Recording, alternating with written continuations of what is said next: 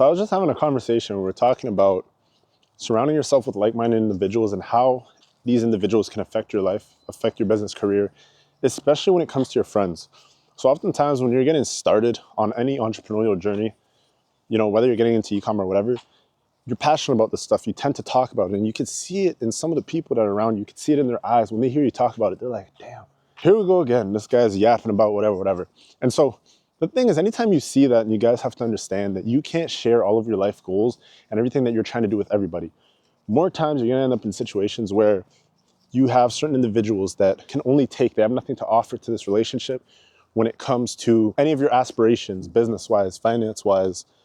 And because of that, you consistently end up in situations where you're let down by people because you have the same expectation from people as you have for yourself. So if you hold yourself to a high standard, obviously you're going to hold the people around you to a high standard.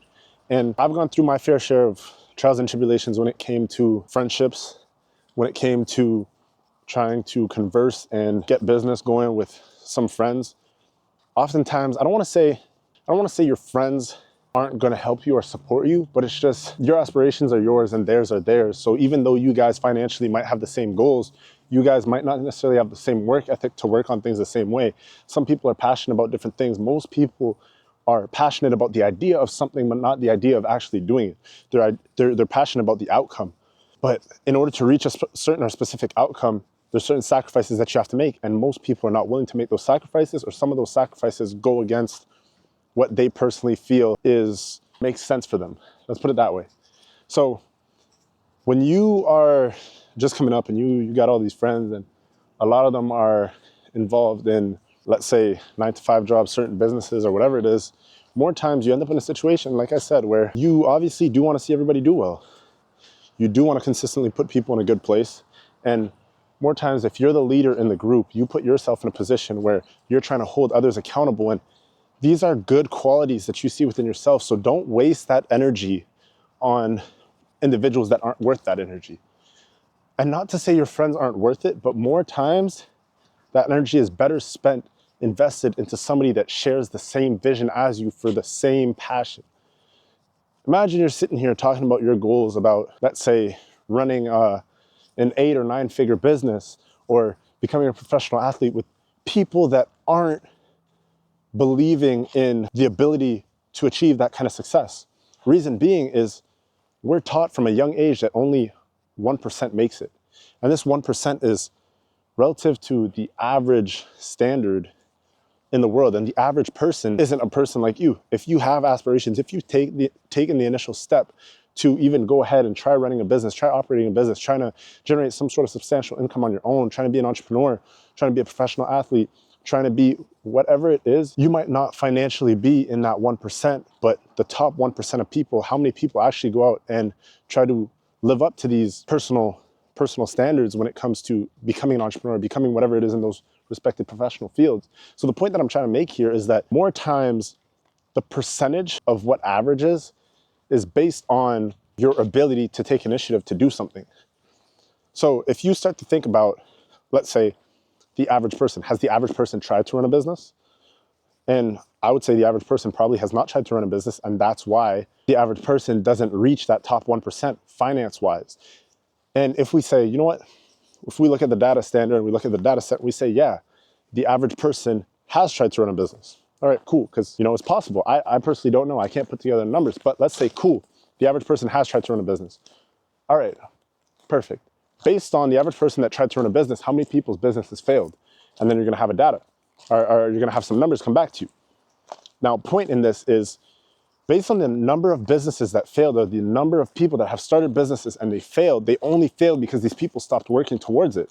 So the average majority probably started a business, failed, stopped working, and that's the only reason that the business shut down and didn't find the success that it could have potentially had somebody have kept going on. So don't be that person.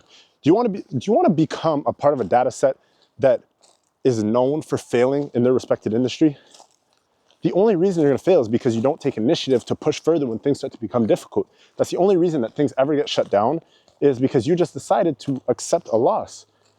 If you don't accept failure, failure will never find you because you're not going to stop. How are you going to just take failure and accept it? You take losses, yes, to the chin, and you just keep it pushing. And granted that you do that, you'll eventually stack some wins up.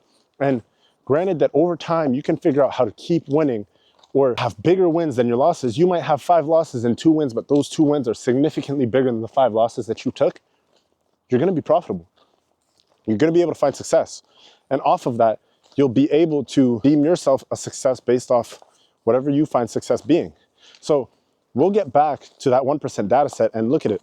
If you have a group of, let's say, 5 friends, odds are, if we look at what the average is, and you're a person that's already, one, taken initiative to start up your business and do something productive in your life, 2, you're already starting to see results, I think it's fair to say that you could consider yourself the top 1% of maybe your age group, your friend group, whatever it is, even if you haven't necessarily reached the financial goal for what the top 1% is.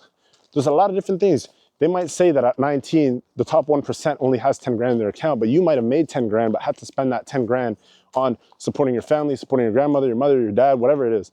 And because of that, you're considered to not be a part of the top 1%, but you might be making 10K a month. You just have a lot of bills to pay for your family, which obviously is a very specific case scenario, but you can't necessarily base yourself and where you're at in life off of these certain standards and these certain averages. The average standard is made by an average person, because I don't know any successful person that's sitting here and crunching up numbers on, oh, the average 1% is this, da, da, da. No, the top 1% doesn't necessarily have time to sit there and try to study what the average person is doing. Why would you want to be an average person? Does that even make sense? So all this to say, at the end of the day, just look at your friend group, look at the people around you, and ask yourself, are you releasing too much energy to people that can't necessarily bring that positive energy back to you and fill you in with the same type of positivity as you're doing for them? Because you're sitting there talking about your goals, aspirations, all these different plans, this business, we could do this. If this doesn't work, we could try this. When the whole time, somebody might not even understand. Somebody might like the idea of becoming a millionaire or getting rich or starting a Shopify store, starting a clothing brand, starting a social media marketing agency, whatever it is. They might like the idea of it for the self-gratification that it gives them to make them feel like they're doing something. But at the end of the day, unless you take action, unless you are actively doing something or working towards a goal, the idea and the interest and drive to achieve without action is just a thought. It's just an idea. It's just something that you want to be and become without having any initiative.